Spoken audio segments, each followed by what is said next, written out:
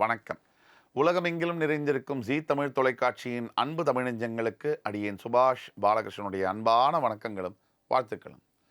இன்னைக்கு இந்த ஆடி அமாவாசை சிறப்பு தொகுப்பில் பித்ரு சாபம், தந்தை வழி மற்றும் தாய் வழி சொந்தங்களினால் பித்ரு சாபம் ஏற்படுமா, ஏற்படுகிறதா, அப்படி என்றால் ஜோதிட ரீதியாகவும் ஆன்மீக ரீதியாகவும் ஒரு பித்ரு சாபத்திற்குண்டான விமோச்சனம் என்ன? தந்தை வழி தாய் வழி 2 பேர் மூலியமாகவும் பித்ரு சாபம் வரும். அம்மா 10 மாதம் சுமந்து தொப்புள் கொடி அறுக்கிற வரைக்கும் அந்த பந்தம் உயிரும் உடலும் ஒன்றா இருக்குது. அப்பா இந்த 10 மாதம் முடிஞ்ச உடனே 30 வருஷம் அவர் சுமக்கிறாரு. ஆக இந்த சொந்தங்கள் ஒரு அம்மாவுடைய வழியிலோ அப்பாவுடைய வழியிலோ ஜாதக ரீதியாக எப்படி அறிந்து கொள்வது அப்படின்னா, அவங்களுடைய ஜாதகத்திலையும் இருக்கும். அவங்களுடைய ஜாதகத்தில் சனியுடைய தாக்கம் இருக்கும். இந்த சனி பகவான் சூரியனை கைப்பற்றி இருப்பார், அல்லது சூரியன் நீச்சமடைந்தாலும் கூட, அதாவது சிம்ம லக்னம் ஒருத்தருக்கு, இப்போ லக்னாதிபதியான சூரியன் 3ஆம் இடம் என்று சொல்லக்கூடிய துலாத்தில் நீச்சம் பெறுவார். அப்படி நீச்சம் பெறும்போதும் தந்தை, நீங்கள் பார்த்தீங்கன்னா நல்ல கவனிங்க நான் சொல்கிறத, ஒருவருடைய ஜாதகத்தில், பெண்ணுடைய ஜாதகத்தில் வருவோம். பெண்ணுடைய ஜாதகத்தில் லக்னத்துடைய 5லோ 9லோ சூரியன் உச்சம் பெற்றுட்டார்னு வச்சுக்கோங்க. ஒரு எடுத்துக்காட்டுக்கு, இப்போ தனுசு லக்னம் ஒரு பெண்ணுக்கு 5ஆம் பாவம் மேஷத்தில் சூரியன் உச்சம் பெற்றுட்டார், 9ல் சிம்மத்தில் ஆட்சி பெறுகிறார், 199% அந்த பெண் சிங்கிள் பேரண்ட். இந்த தாய்க்கும் தந்தையருக்கும் விவாகரத்தோ பிரிவோ நடந்திருக்கும். இல்லைன்னா தந்தை வெளிநாட்டில் வேலை செய்வார், 25 வருஷம் வெளிநாட்டில் தான் வேலை செய்வார், பெண்ணு கல்யாணம் ஆகிற வரைக்கும். எப்பவுமே அந்த பெண் தந்தையோட அதிக நேரங்களை, அதிக உணர்வுகளை, அதிக ஒரு சந்தோஷமான தருணங்களை பகிர்ந்திருக்க முடியாது. அதே மாதிரி பையனுக்கு சிம்ம லக்னம்னு வச்சுக்குவோம்.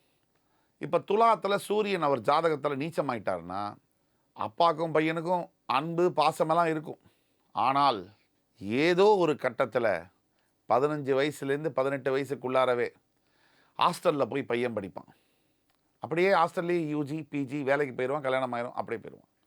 அப்பாவோட நிறைய வருடங்கள் சேர்ந்து ஒரே வீட்டில் இருக்கக்கூடிய வாய்ப்புகள் மிக மிக மிக குறைவு.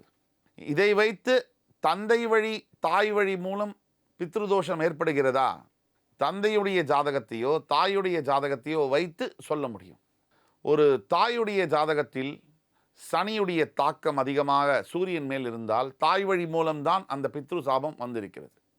தந்தையுடைய ஜாதகத்திலும் அப்படியே சனியுடைய தாக்கம் சூரியன் மீது அதிகமாக இருந்தால் தந்தை வழி மூலியமாக தான் அந்த பித்ரு சாபம் வந்திருக்குது. பித்ரு சாபம் சாபங்களிலே முதன்மையான ஒரு சாபம், மனிதனை இயங்க விடாமல் செய்கின்ற ஒரு சாபம், 7 தலைமுறைகளுக்கு சென்று பாய்ந்து அவர்களுக்கு தொந்தரவு செய்யும் ஒரு சாபம். பித்ரு சாபம் கண்டிப்பாக நிவர்த்தி செய்யப்பட வேண்டிய ஒன்று. ஒவ்வொரு அமாவாசை தோறும், மகாலய பட்சம் தோறும், பித்ருக்கள் மறைந்த திதி என்றும் அவர்களுக்கான ஈம கடன்களை செய்யும் பொழுது மட்டும்தான், நித்திய கர்மாவை செய்யும் பொழுது மட்டும்தான் பித்ரு சாபம் முழுமையாக அகலும். ஆக ஆன்மீக ரீதியாக ஜோதிட ரீதியாக என்ன தீர்வு அப்படின்னா, ஜோதிட ரீதியான தீர்வு பரிகாரங்கள், ஆன்மீக ரீதியான தீர்வு தானங்கள், நிறைய உதவி செய்கிறது, முதியவர்களுக்கு சேவை செய்வது. சேவையில் ஆன்மீகத்தையும் பிரிக்க முடியாது. ஆன்மீகத்துக்குள்ள பின்னி பிணைஞ்சிருக்கக்கூடியது தான் சேவை மனப்பான்மை.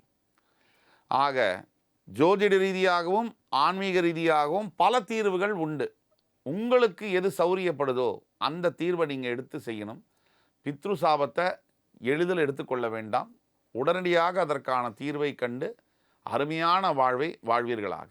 இந்த காணொலி உங்களுக்கு பிடிச்சிருக்கும்னு நம்புகிறோம். அடுத்து வேறொரு காணொலியில் மறுபடி உங்கள் எல்லோரையும் சந்திக்கும் வரை உங்களிடமிருந்து விடைபெறுவது உங்கள் சுபாஷ் பாலகிருஷ்ணன். நன்றி, வணக்கம், வாழ்க வளமுடன்.